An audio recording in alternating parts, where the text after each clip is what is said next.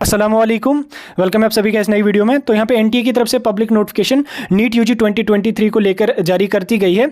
इस वीडियो में हम इसी नोटिफिकेशन को आपको समझा देंगे, क्या कुछ इसमें मेंशनड है, सब कुछ मैं डिटेल में समझाऊंगा। वीडियो को पूरा एंड तक देख लेना, चैनल को भी सब्सक्राइब कर देना और टेलीग्राम ग्रुप हमारा ज्वाइन कर देना, लिंक उसकी आपको डिस्क्रिप्शन में मिल जाएगी। तो चलिए वीडियो को शुरू कर लेते हैं और देख लेते हैं एनटीए की तरफ से पब्लिक नोटिफिकेशन जो आई है एनटीए नीट यूजी 2023 को लेकर, उसको हम यहाँ पे समझ लेंगे। तो इस नोटिफिकेशन को मैं डाउनलोड करने की लिंक डिस्क्रिप्शन में डाल दूंगा, आप डाउनलोड कर सकते हैं वहाँ पे, नहीं तो आप एनटीए की वेबसाइट NTA.NIC.in वेबसाइट जो एनटीए की है वहां पे जाके इसको भी डाउनलोड कर सकते हैं, नहीं तो मैं डायरेक्टली लिंक डिस्क्रिप्शन में डाल दूंगा, वहां से डाउनलोड कीजिए। यहाँ पे स्क्रीन पे आपको दिख रही होगी नोटिफिकेशन, पब्लिक नोट्स 19 अप्रैल 2023 की है ये। यहाँ पे आप सब्जेक्ट पढ़ सकते हैं, clarification regarding the medium of question paper for NEET UG 2023। Question paper को लेकर जो आपका मीडियम आने वाला है उसके रिगार्डिंग यहाँ पे इन्होंने क्लैरिफिकेशन दी है। इसमें पहले इन्होंने कुछ यहाँ पे मेंशन किया है, इसको हम देख लेंगे। जो एनटीए नीट यूजी का एंट्रेंस कंडक्ट करेगी वो 7 मई को यहाँ पे आपका रहने वाला है, संडे को दिन के 2 बजे से लेकर आपको 5:20 तक पेपर रहने वाला है। 499 सिटीज में यहाँ पे आपका एंट्रेंस रहने वाला, पेन और पेपर मोड में, ऑफलाइन मोड में यहाँ पे रहने वाला, जो सब आपको ऑलरेडी पता है। उसके साथ साथ यहाँ पे अगर आप देख लोगे इसमें जो मेंशन इन्होंने किया है वो पेपर की लैंग्वेज को लेकर इन्होंने मेंशन किया, क्या कुछ है वो यहाँ पे हम देख लेते हैं पहले। तो यहाँ पे जब आपने अपना पेपर मतलब रजिस्ट्रेशन अपनी की थी उसमें आपको पेपर की एक लैंग्वेज सिलेक्ट करनी पड़ती थी, यानी कि मैं पेपर जो है मतलब नीट में किस लैंग्वेज में देना चाहता हूँ, इंग्लिश, हिंदी, उर्दू, मराठी वगैरह किस में देना चाहता हूँ।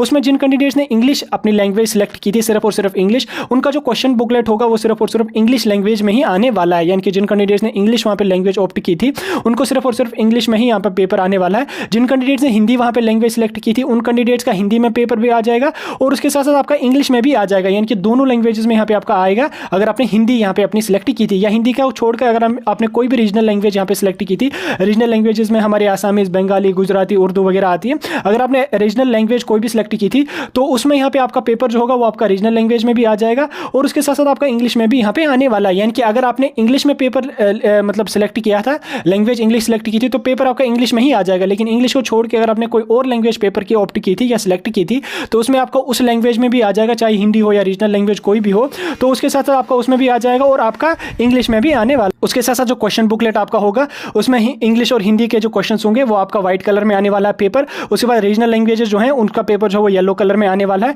उर्दू लैंग्वेज जो है उसका पेपर आपका ग्रीन कलर में यहाँ पे आने वाला है, ये भी आप यहाँ पे देख सकते हैं, ये हाईलाइट करके इन्होंने इसमें मेंशन किया है। और उसके साथ साथ इन्होंने यहाँ पे कुछ रीजनल लैंग्वेजेस मेंशन की हैं और उसके साथ साथ एग्जामिनेशन सिटीज यहाँ पे मेंशन किए हैं, सेंटर्स यहाँ पे मेंशन किए हैं कि कहाँ कहाँ कौन कौन रीजनल लैंग्वेज में पेपर आ सकता है। जैसे पहले इन्होंने इंग्लिश यहाँ पे लिखा है, इंग्लिश जो है इंग्लिश का पेपर आपका ऑल ओवर इंडिया जितने भी एग्जामिनेशन सेंटर्स हैं वहाँ पे आने वाला है। इंग्लिश और हिंदी आपका पूरे ऑल ओवर इंडिया में आने वाला है। इंग्लिश और आसामीज आपको जो है आसाम में आने वाला है।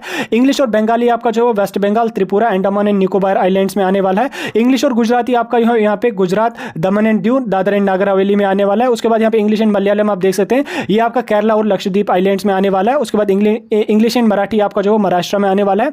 उसके बाद यहाँ पे इंग्लिश एंड पंजाबी देख सकते हैं आप, ये सेंट्रल पंजाब, चंडीगढ़, न्यू दिल्ली, जिसमें फरीदाबाद, गाजियाबाद, गुरुग्राम, मेरठ, नोएडा, ग्रेटर नोएडा वगैरह है, इन सभी एग्जामिनेशन सिटीज में आने वाला है। इंग्लिश और तमिल यहाँ पे आपका तमिलनाडु, अंडमान एंड निकोबार आइलैंड और पौंडीचेरी में आने वाला है। उसके बाद तेलुगु यहाँ पे आपका आंध्र प्रदेश एंड तेलंगाना में आने वाला है। इंग्लिश और उर्दू आपका पूरे ऑल ओवर इंडिया जितने भी एग्जामिनेशन सेंटर्स हैं वहाँ पे आपका, अगर आपने इंग्लिश और उर्दू रखा है तो आपको सारे एग्जामिनेशन सेंटर्स में आपका आने वाला है। तो यही पब्लिक नोटिफिकेशन एनटीए की तरफ से जारी कर दी गई थी, जो मैंने आपको डिटेल में समझाने की कोशिश की।